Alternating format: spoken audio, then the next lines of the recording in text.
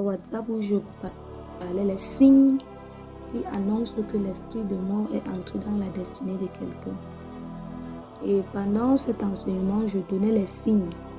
Et dans ces signes-là, l'un des signes, c'est ce que vous vivez.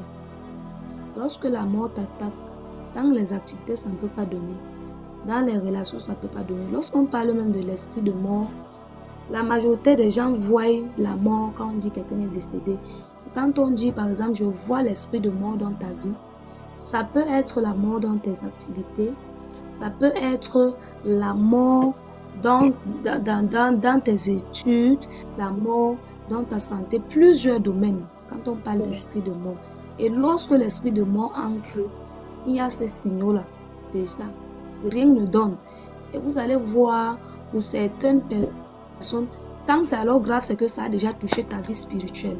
Dit que spirituellement même, tu n'arrives pas à prier, tu ressens le dégoût des choses spirituelles. Tout ce qui concerne Dieu, en fait, pour toi, tu n'es plus dedans. Ça, ce sont les signes que l'esprit de mort est déjà là.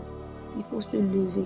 Et parmi les esprits, les différents esprits, que ce soit les esprits de folie, les esprits de quoi, les esprits de zoo, l'esprit le plus rebelle, c'est l'esprit de mort. C'est pour ça que lorsqu'on chasse l'esprit de mort, il faut que la personne reste dans la présence de Dieu. C'est la seule chose qui peut empêcher. L'esprit de mort est rebelle. L'esprit de mort est le verset qui dit le diable rôde. L'esprit de mort est tellement rebelle.